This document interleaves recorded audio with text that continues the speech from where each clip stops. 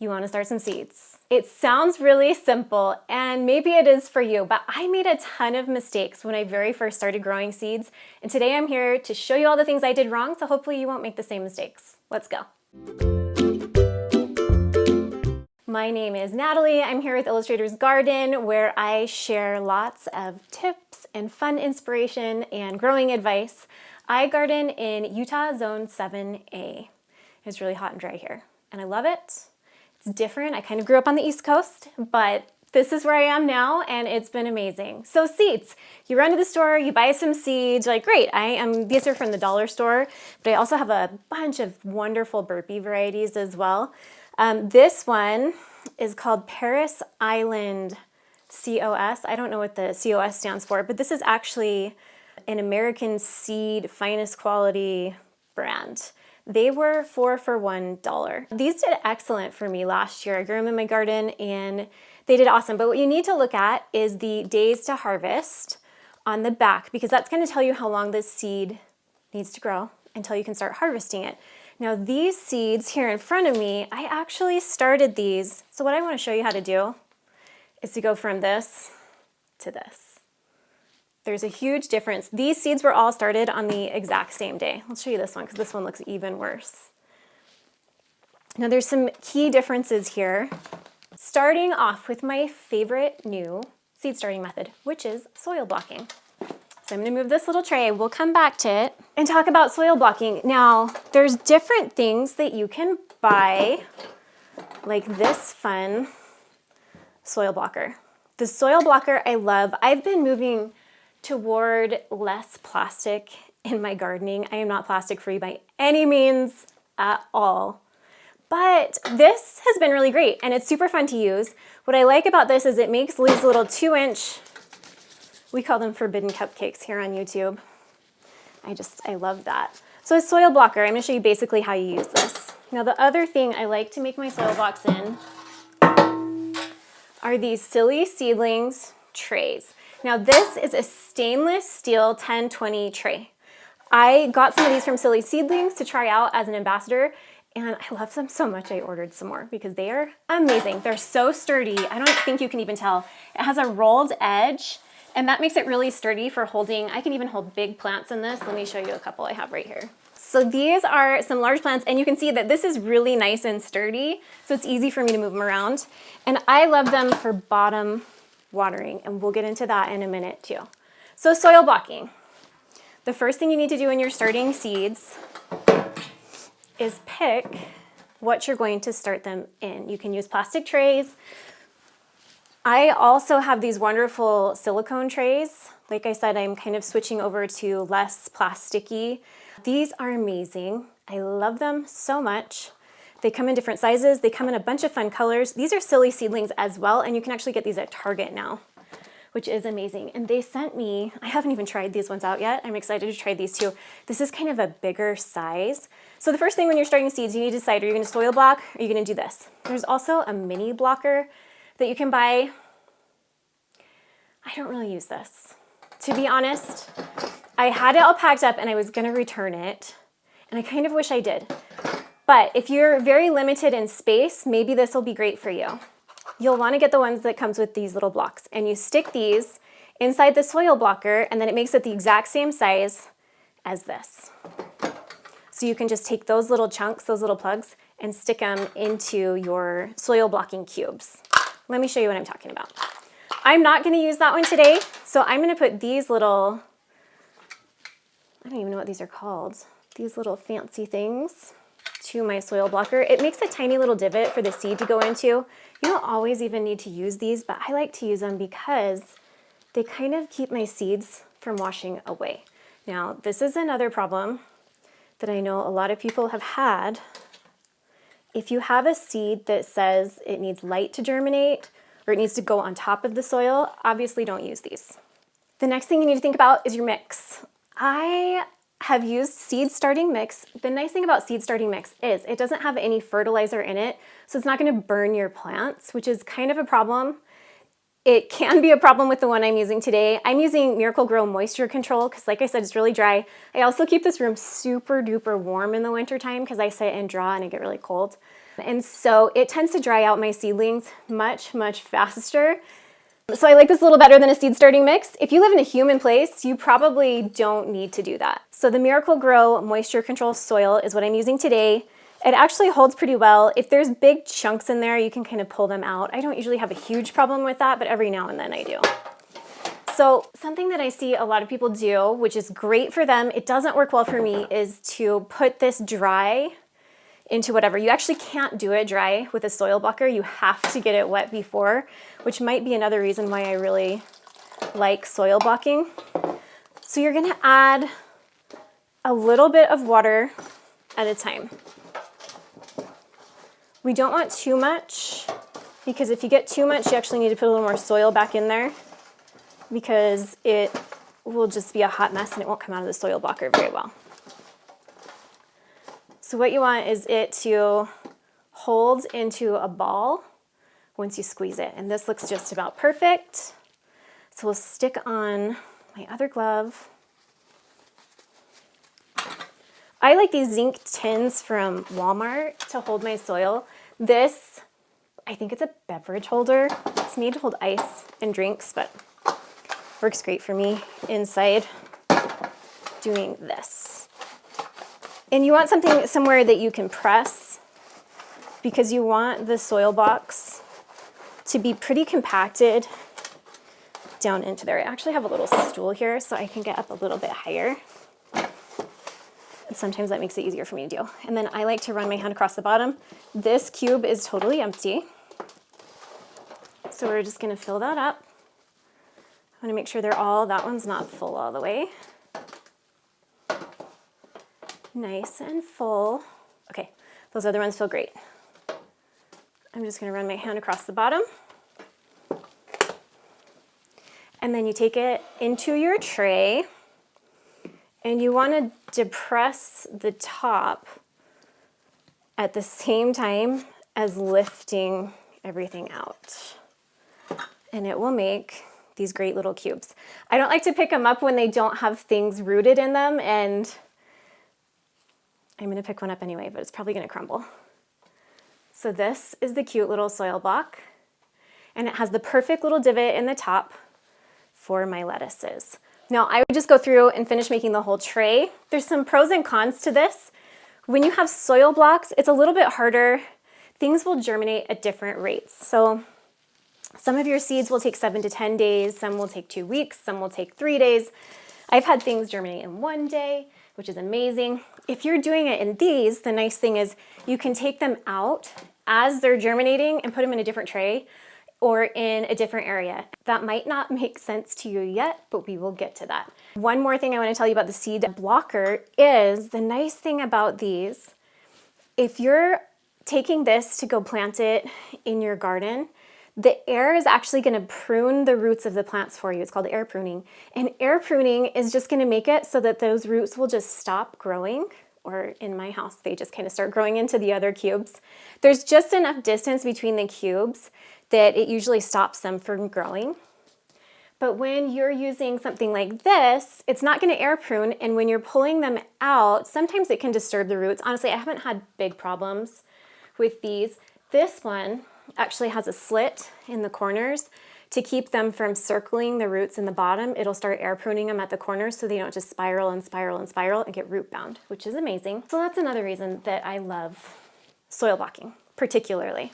My seeds and my transplants just take off really, really quickly when I do soil blocking. Marking your plants. Now, when I'm using these trays, I will just put pieces of masking tape on the side, or what I actually do is I take popsicle sticks and I label what I'm doing and I'll just drop it next to them as I'm going along. It's not the most efficient method, so maybe come up with something better than that. But the popsicle sticks tend to work pretty well for me, or I'll get those little plastic labels from the dollar store.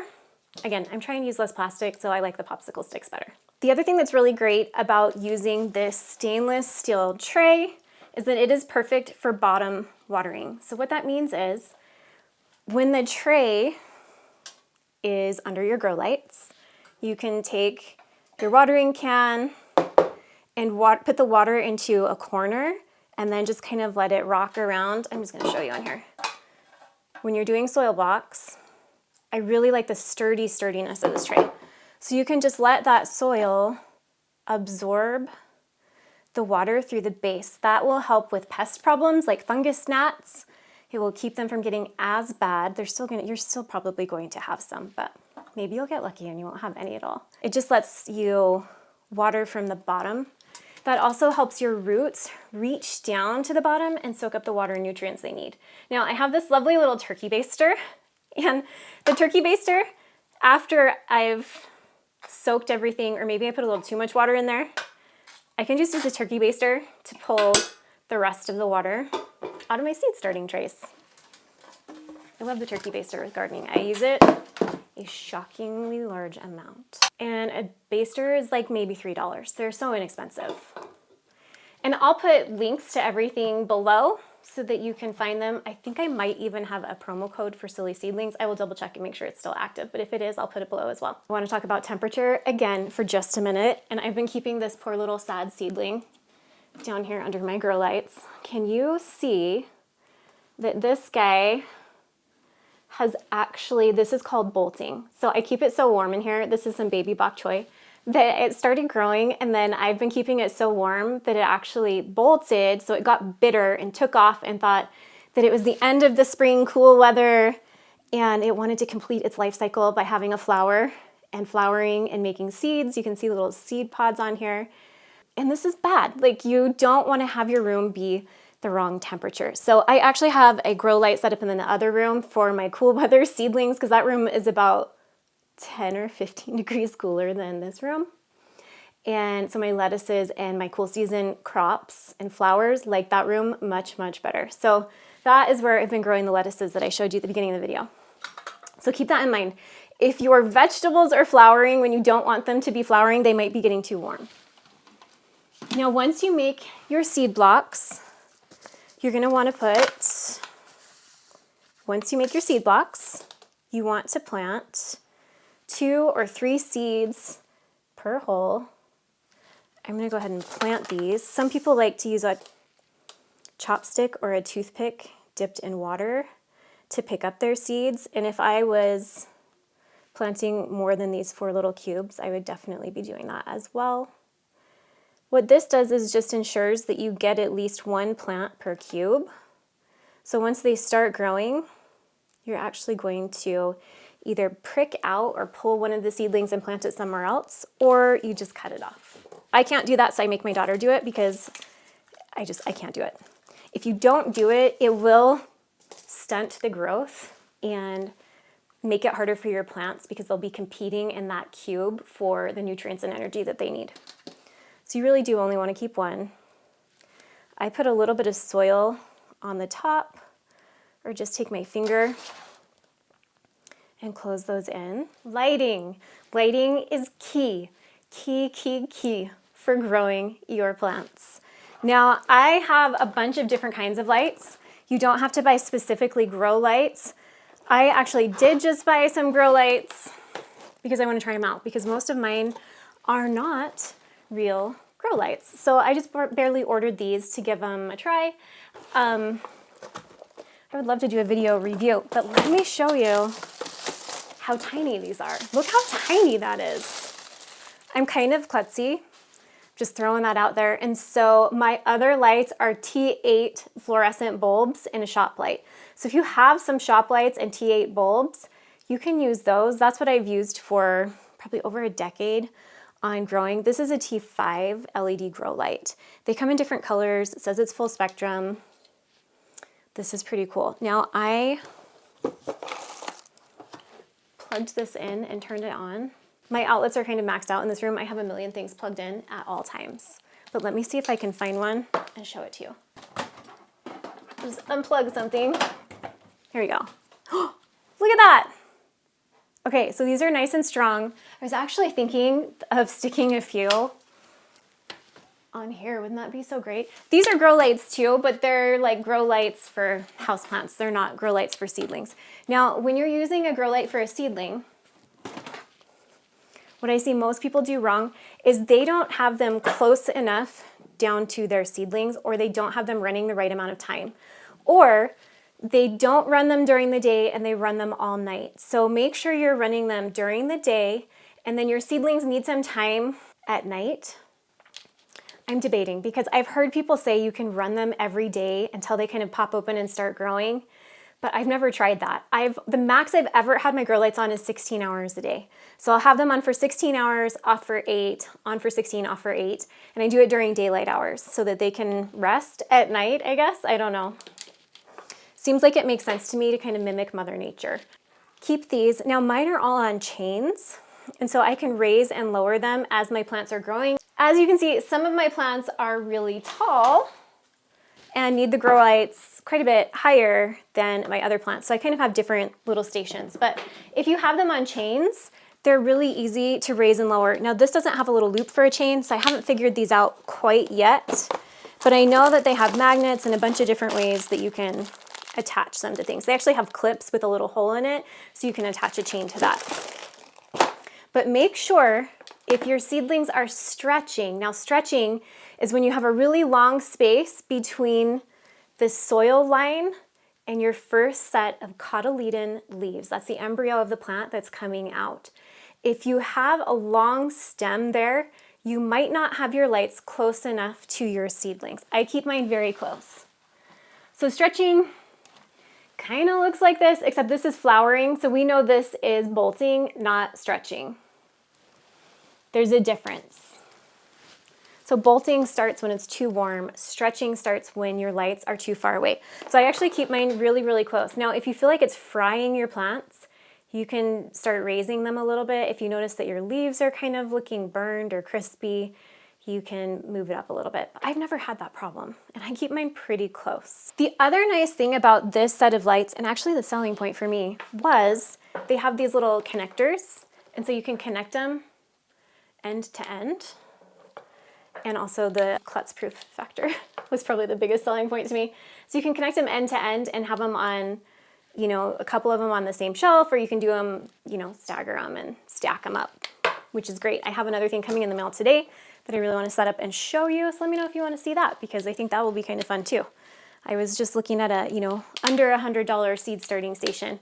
My seed starting station is actually this IKEA countertop. My friend Carly is a YouTuber, and I bought it from her when she moved, and then my husband built some grow lights into the front of it for me, so I'm definitely spoiled that way. But the other way that I have grown seeds for years and years and years and years is underneath a lot of tables. Someday there's going to be an epic estate sale when I die, and they're going to be like, why does every piece of furniture have little tiny hook eyes screwed into the bottom of it? Because I have teeny tiny little screw eyes, so you can't see them when I'm not starting seeds, and then I just attach the chains to that. The other thing you can do is you can use a piece of string, and you can take the string and tie it to either end of your lights and bring it up, and then you can tie it tighter or looser to drop it up and down. I hope that makes sense. If you don't want to like ruin your furniture on the bottom, you can do it that way, but I will always be using any piece of furniture that I can. I've actually have my eye on a couple other pieces of furniture, but I don't really need to start that many seeds this year, so I'm pretty excited for the 2025 growing season. If you're worried you're going to get the wrong kind of light, either get a T8 bulb or get an actual grow light. But just know, if you're buying one that says grow light on it, it will cost you more than one that is not. So you can look at the grow light stats. I'm not going to say them here because my memory is going to fail me, but you can look at the stats and kind of go across the aisle. I've done this at Walmart multiple times. I have LED lights from Walmart too. I can't link them because I don't know if they still make them, but they make something similar every year. And you can just make sure it kind of has the same stats and give that a try. And that works out really well. You know, it might save you like $40 a light, because I think the last time I looked, the grow lights that I was debating were $60, and the little shop light that I got was $20. So just keep that in mind when you're shopping for lights. Now the next thing I want to tell you about is vermiculite. So first we talked about stretching. Now we're going to talk about dryness for your seeds. Seeds really like, when they are starting to germinate and pop open, to have some moisture. And vermiculite, this one This tip I have to give all credit to my friend Amanda, the ever hopeful gardener. She was talking about how she sprinkles vermiculite, and I had never tried it, and it has been amazing for me here in Utah because, again, it helps keep everything consistently moist, especially on the top where those seedlings are. So what I will do is take my vermiculite and I'll just sprinkle it onto the top of my cubes. Usually I do a whole tray. I'll just sprinkle the whole thing. Now this one is actually a Reptile. It's not an actual like gardening brand because it was cheaper and it works amazing. So I'll link that below too.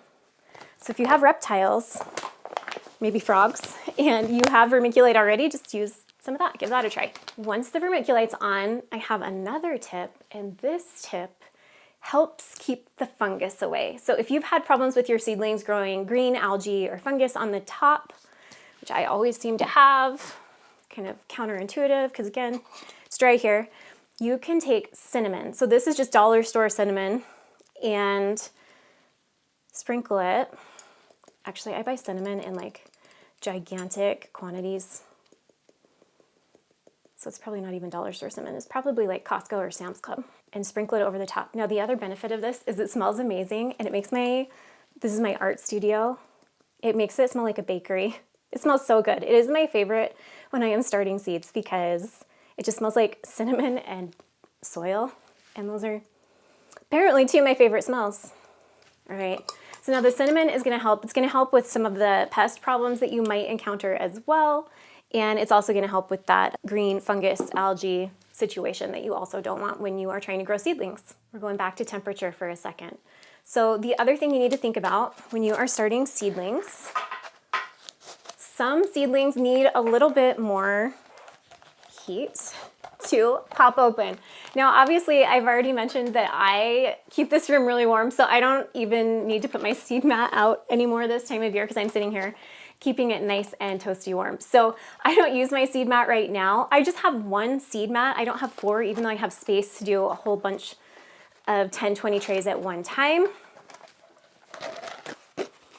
I like having the seed mat because a little bit later in the spring, I won't be in here and I actually will need the warmth to pop open those seedlings. Now, here's the thing.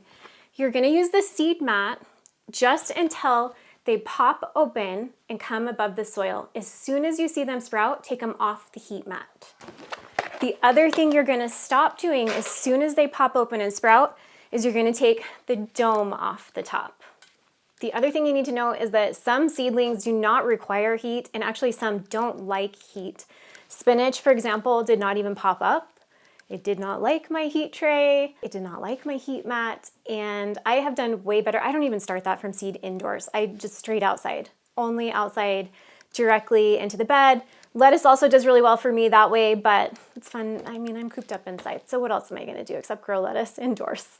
Now, we haven't talked about the dome yet. This is where I'm not done with my plastic situation. I use plastic wrap. I like the plastic wrap on top of my seedlings for a couple reasons. Reason number one is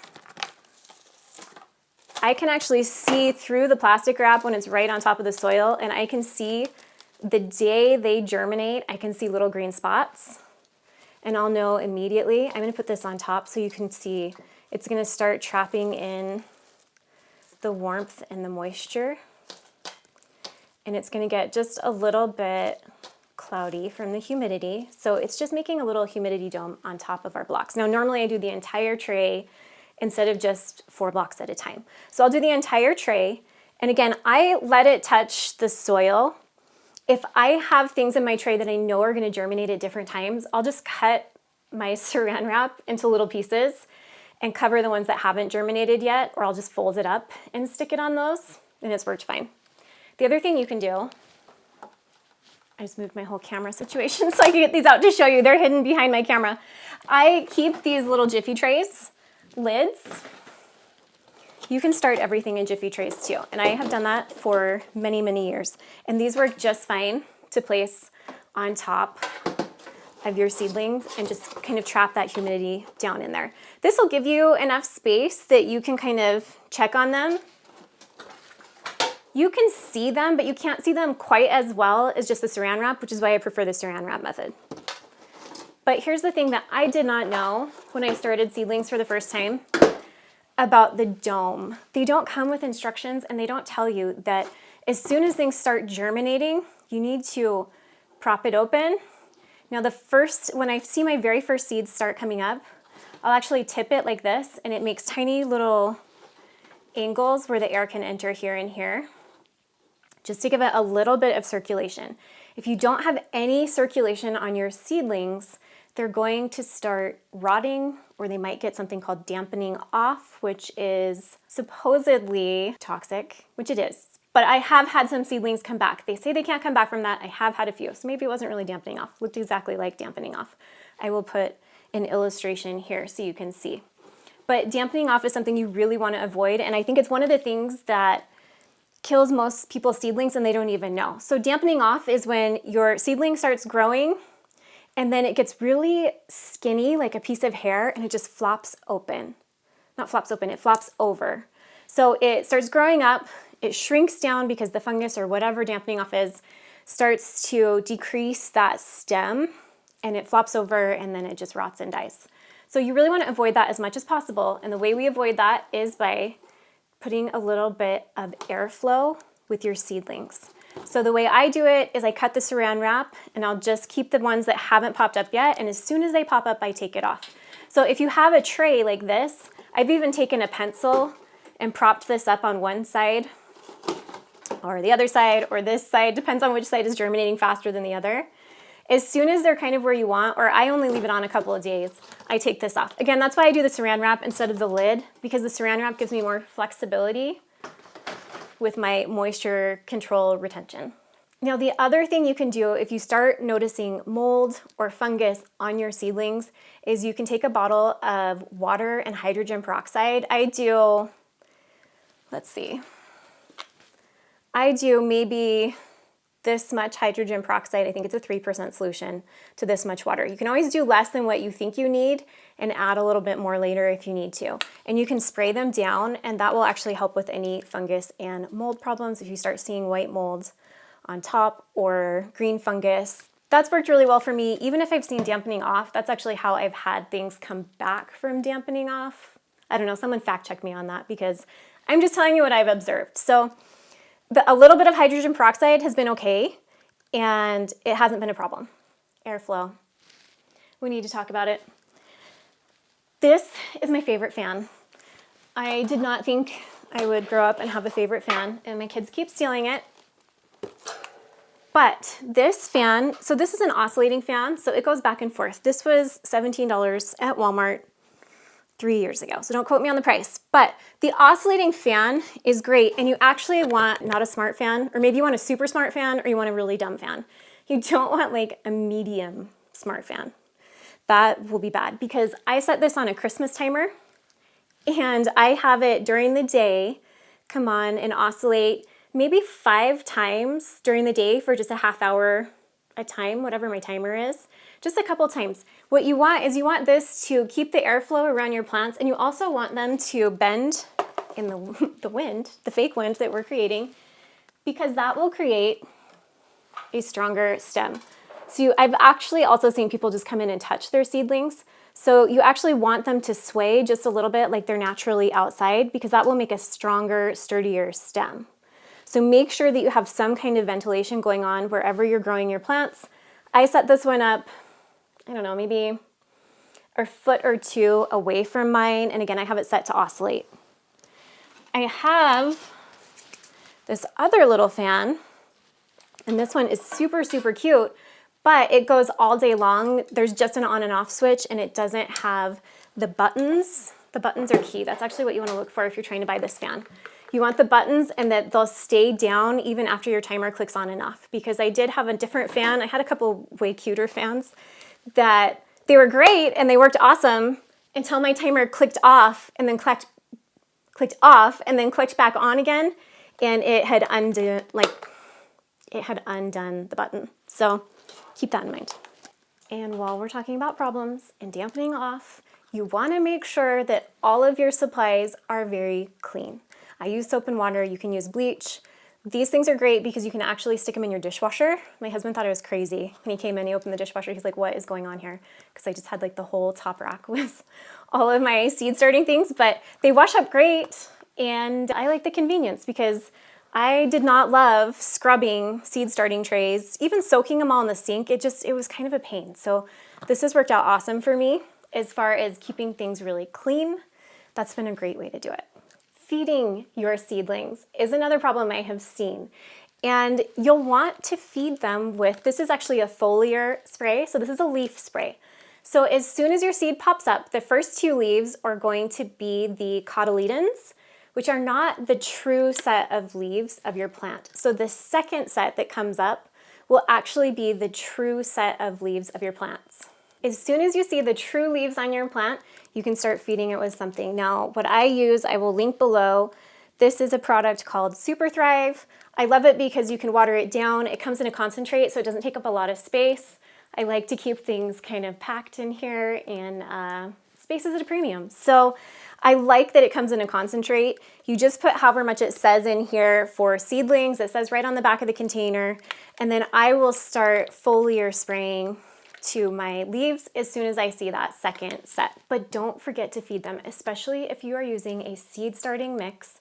This, like I said, this does have some fertilizer in it. And so if I'm not right on top of it, it's been okay and it hasn't burned any of the plants that I like to grow. So keep that in mind too. If you're using specifically seed starting mix, it'll be a lighter, fluffier soil and it won't have anything in it to feed your plants.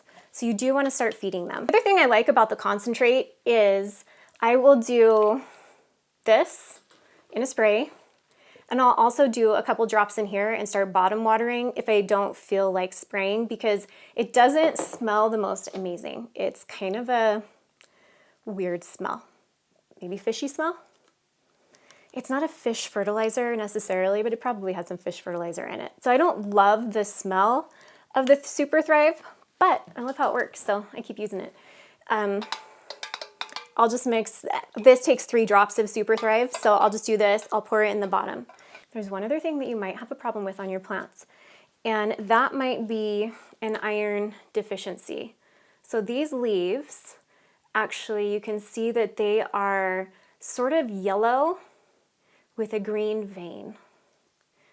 And that's called chlorosis, and that means that they're not getting enough iron to be able to absorb the minerals that they need to grow strong and healthy. So let me show you. So on this plant, you can kind of see these are dark, dark green, and that's definitely what we are going for and what we want.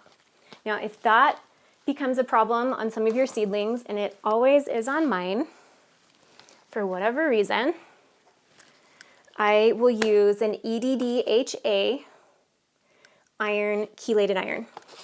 Now this, you are supposed to measure. You're probably also supposed to wear gloves. You measure whatever it says. In here, bottom water your plant, and they will perk up and green up. Not immediately, but very, very quickly. So I actually love this. 1 level teaspoon per gallon of water. Repeat every 10 to 4 days. Do not apply to fruit or nut trees during bloom. So just read the label, but if you do have that and you notice that your things are kind of weak and not looking amazing, I'm gonna actually show you on those lettuce plants that I had a second ago, because the lettuce plants are having the same problem.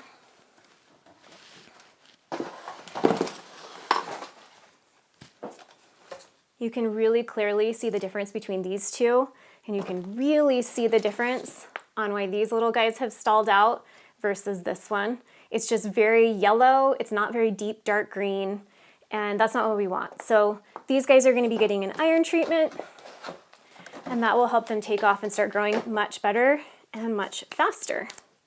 Now, the reason these particular seedlings are so tiny is because I started all of these seedlings on the exact same day, right after Halloween, and then we went out of town for Thanksgiving. So they were doing beautiful, they were growing great, they had been 6 weeks, which is a really long time to be growing them inside, but they were all about this size, and we went out of town and I didn't leave anyone in charge of them and they dried out. But here's the thing, they're still coming back.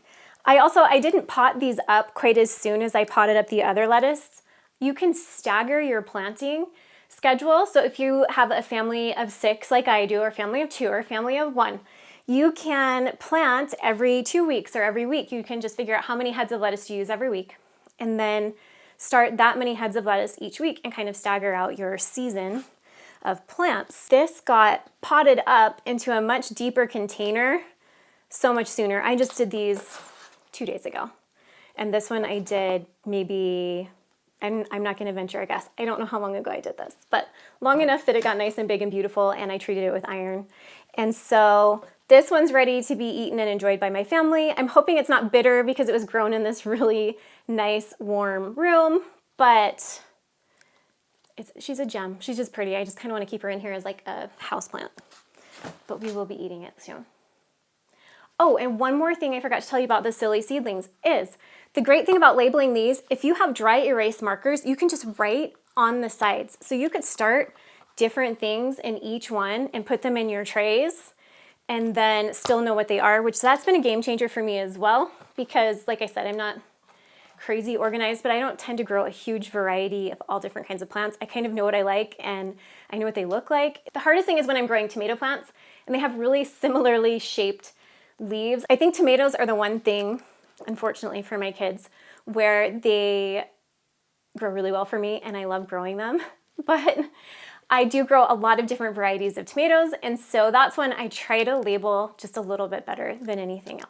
Thanks so much for watching. I hope this was really helpful for you. Leave any comments or problems that you're having with seed starting below. I would love to address them in a future video. I have a couple other seed starting videos planned that I would love to make for you, so I will see you next time. If you feel like subscribing, I would love to see you here more. I love all your comments. I am learning how to get better at replying to comments. I see every single one of them. They come in through my email, so I really appreciate those of you who've been commenting. It's really helpful. It helps me know what to post about and what people's problems are or what they love to see more. So thank you so much. And if I don't get back to you, I apologize. Sometimes I don't click through and it doesn't go through the app quite right. So I do try to get back to every comment, but sometimes I will see it and just use it in a video next time. Thanks again for watching, and I hope your seedlings are amazing this year.